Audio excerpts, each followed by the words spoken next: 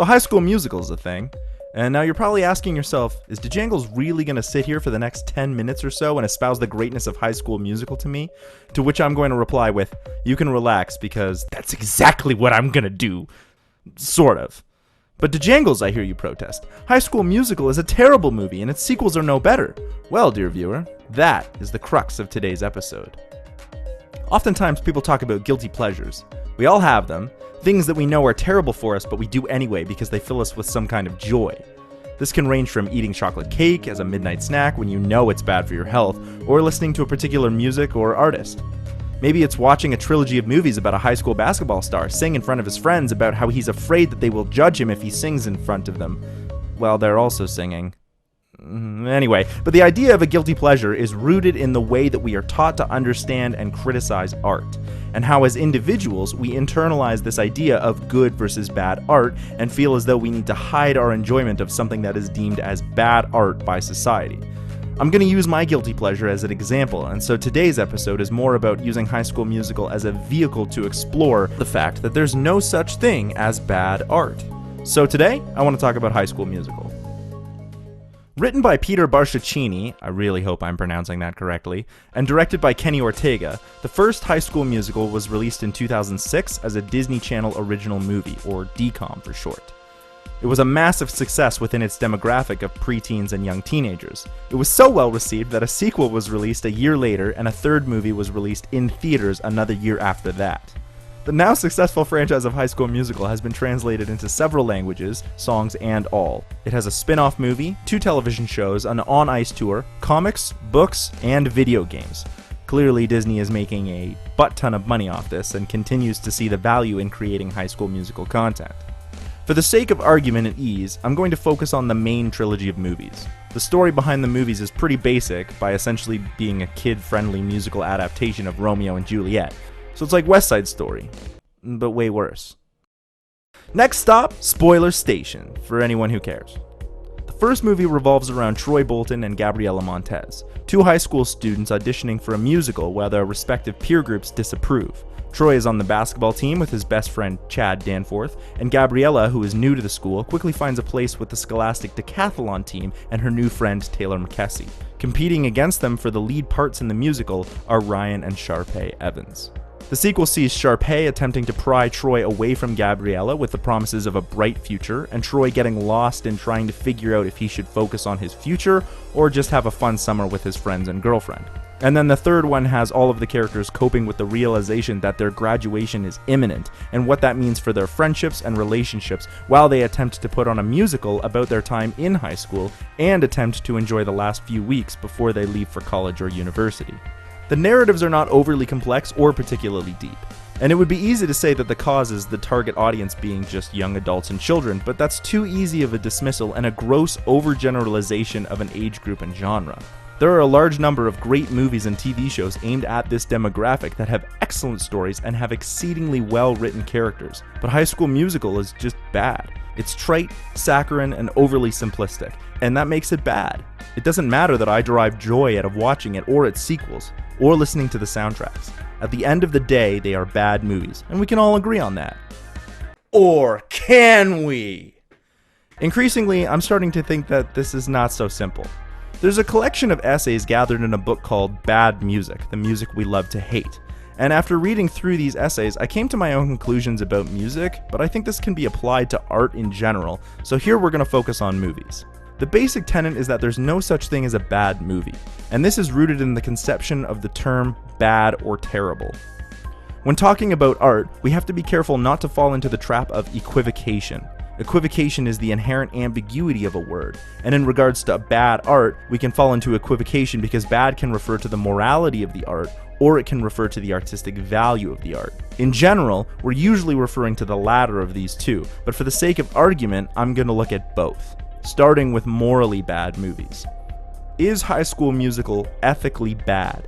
This seems like a dumb question. The movies are pretty tame as far as the moral lessons it attempts to teach. There's nothing insulting or transgressive or really even all that thought-provoking in the narrative or character depictions.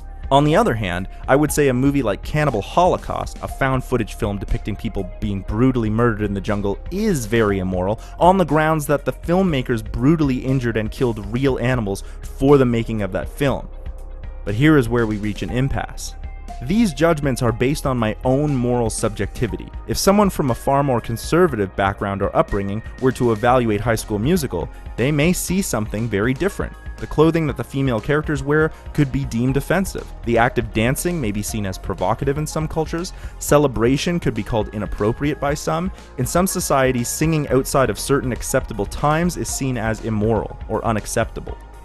Someone may also say that the injuring of an animal for the purposes of creating art is not immoral because the creation of art was a higher purpose. In fiction, we often see characters who think this way, and they're often based on historical figures. I don't agree with either of these two viewpoints at all, but that doesn't make them less valid on the basis of morality.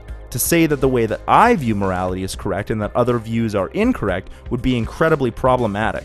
In society, we use laws and social contracts to deem what is morally and ethically okay, not the thoughts of one pretentious YouTuber with a master's degree.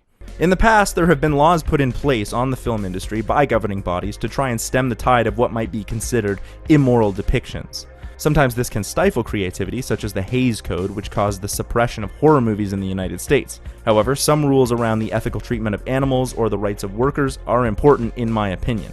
Others may argue against that, and would have the same grounds in terms of moral subjectivity to do so.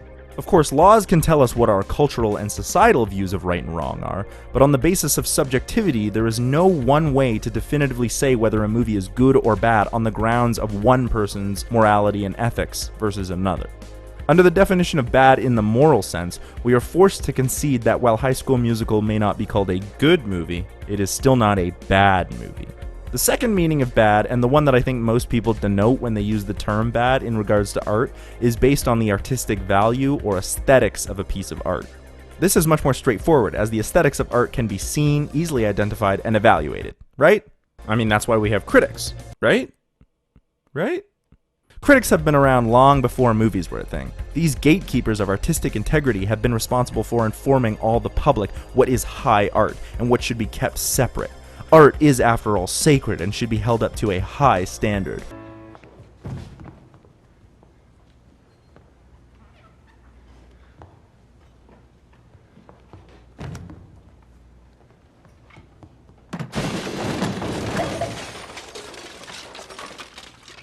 One such figure in the music industry during the 1800s was Theodore Adorno, who was and is still viewed by many to be a great writer and philosopher on the topic of keeping high art sacred and what high art should be.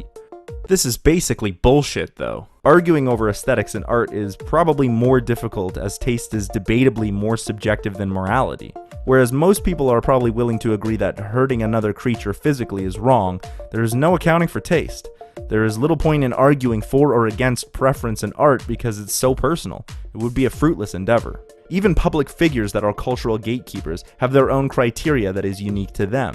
Theodore Adorno's writings are still looked at to this day. I read some of his essays in both my undergrad and in my master's. And there's some great ideas in there, but as a critic, he was strongly opposed to American jazz being considered high art. It's very disturbing. Go see a counselor. It's hard in today's day and age to see jazz as a lower art form, but that's the point I'm making. There should be no distinction between higher or lower art, or good or bad movies, based on the aesthetic preferences of one individual. And although we still see artistic gatekeeping today with things like social media influencers, Rotten Tomatoes, and that one time that Martin Scorsese went on a rant about Marvel movies a while back, there's no change in the value of what good or bad is because it's all just personal taste.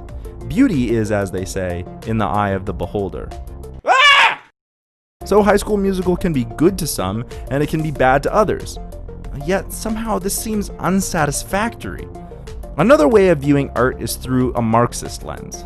This is less about morality or even the aesthetics of art and more about how art is viewed in itself. Broadly, this has to do with the commodification of art, or the act of treating what is a piece of intellectual creativity and artistic endeavor and reducing it down to a commodity, or simply, a good that can be bought and sold. This has two outcomes.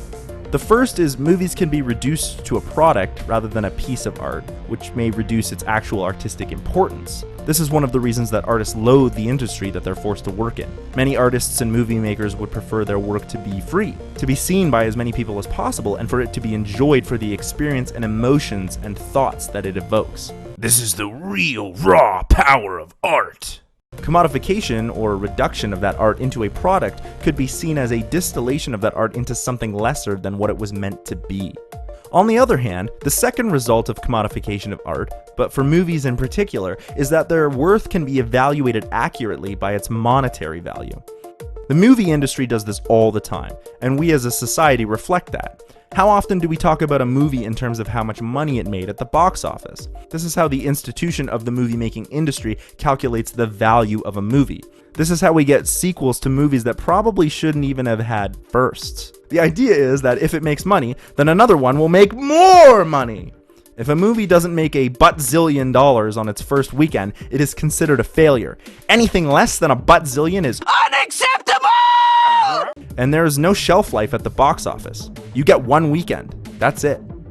In regards to the latter outcome of commodification, we can see that High School Musical would be considered very valuable, as the first movie was the most successful DCOM to come out at the time of its release. That's how we got a sequel, and eventually how we got a third movie to be released internationally in theaters. So if commodification is a good thing, then High School Musical should be considered good art. This is my nightmare. I think most people would agree and say that this way of evaluating movies has more to do with the industry than it does with the artistry of movie making. Conversely, art for the sake of art is a very appealing idea, but those who are proponents of pure art would probably take more of a postmodern approach to art in general, and would say that good or bad is besides the point of art as a whole. The point would be to experience the movie and understand why you felt it was good or bad. Any experience, good or bad, has value. I certainly think that way, but it doesn't help explain why we as a culture are fixated on good or bad art.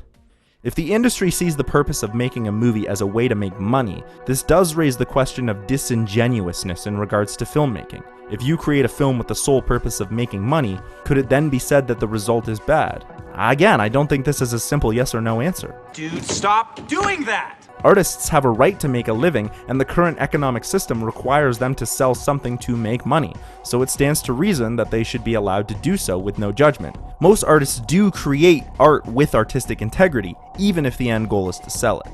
Even in the most extreme case where a movie was created with the sole intention of making money, and it is an incoherent mess with little to no structure or narrative, there may be people who enjoy it and may still call it art or even high art. Wait, they made a sequel?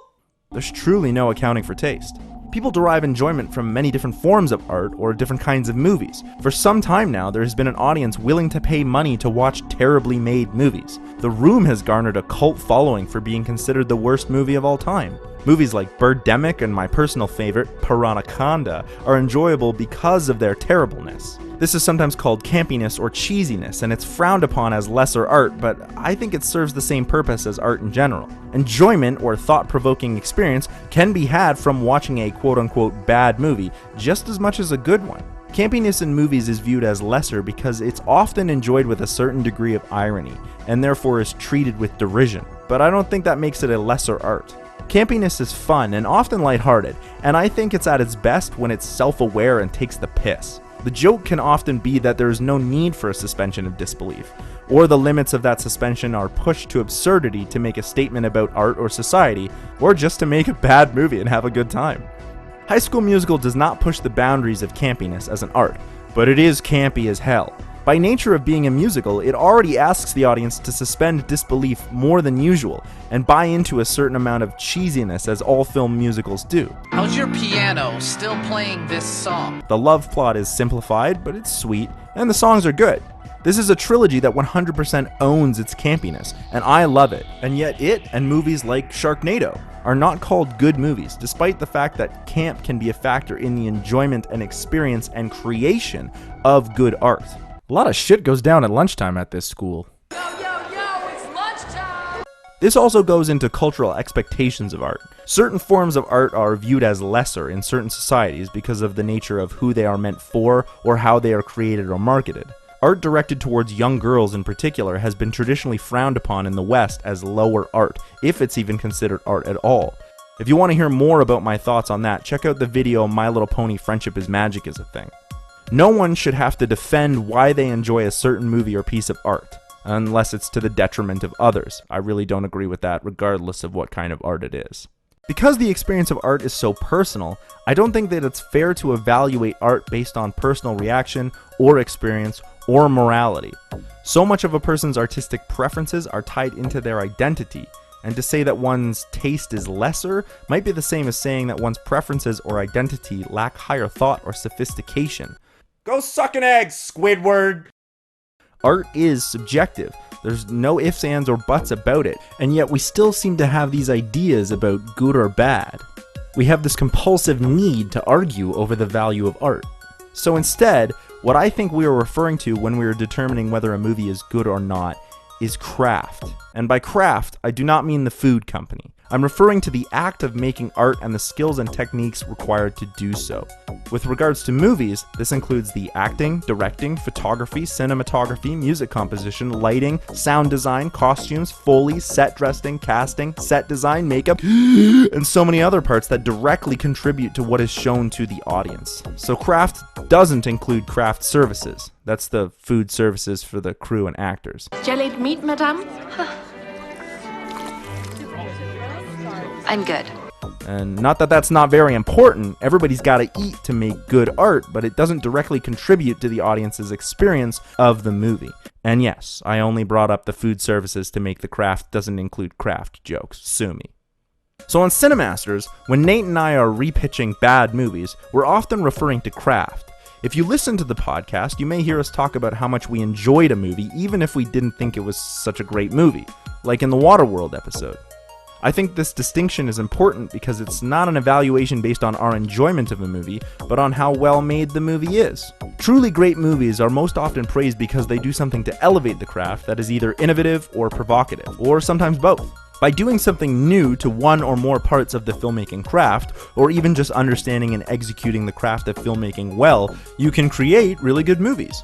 Movies that do away with craft or carry it out poorly are given the evaluation of bad, not because they are lesser, but because they may have misused or misunderstood the craft, and that can create a movie that misses the mark, or it might create something that is campy as hell, and the result is a different kind of art, but not lesser. The opposite can also hold true. For instance, I don't like horror movies at all because I don't like feeling scared. But I wouldn't let my judgment get in the way of saying that horror movies are good. Movies like Get Out or Alien or 2015's The Witch are phenomenal pieces of movie making even though I will never watch them. Ever. You can't make me! Even the debate around the evaluation of good or bad craft is subjective and can be very heated. Some may say a movie's use of lighting and imagery is profound, while others may say it's gaudy, obtuse, or self-indulgent. But controversial movies are also the ones that stand the test of time and are often cited as pivotal in the history of filmmaking, and more often than not, in the fullness of time, are considered great pieces of art and artistry. So, I like High School Musical, on the grounds that it's campy and terrible, and it makes me happy. All three movies, and you can't tell me that it's lesser art. But on the grounds of craft, well, the first two movies are fine, just fine, maybe a little dumb, but I think the third one is different. It chooses to show a few of the musical numbers as though they are being staged as part of the musical that the characters are putting on and practicing throughout the movie. They are relevant to the narrative, but are also part of the stage show. So by the time the musical finally occurs in the events of the movie, we've already seen most of the musical numbers because they've been a reflection of the narrative that you've been watching. This is very reminiscent of the way the musical movie Chicago treats its musical numbers, and I gotta say, on the grounds of craft, that might be worth arguing. Either way, the HSM trilogy is never going to be considered great artistry based on more traditional views of what good art is. But next time you're sharing your guilty pleasure or hearing about somebody else's, try to remember that taste is personal, and you don't want to offend your friends for liking something that brings them joy. Instead, see if you can evaluate it based on its craft and artistry. Don't just stick to the status quo. Now, I'm gonna go watch High School Musical because I genuinely enjoy the music, although the second one is more for the camp than anything. Look at Troy sing the song. What a dink. Bet on it, you can't bet on me. The third one is my favorite, and I saw it opening night in theaters in October of 2008. I think they really tried to up the ante with better production in the dances and script, and the songs are noticeably better with more thought put into composition and mixing. And no, I haven't seen the new show, but it looks campy as hell, and I don't care about craft. I want to watch the shit out of it! Thanks for watching that video. Between the events of me writing the script and me editing it, I have now had a chance to see High School Musical, the series. And I gotta say, I think it might be campier than the original, but I think it might know that it's campier, and that might make it better in a kind of way. I don't know, we'll have to wait for season 2. Go ahead and give this a like or a subscribe and pass it around to your friends, and make sure to check out the podcast right here every week on Tuesday, and every other week, new episodes of This Is a Thing.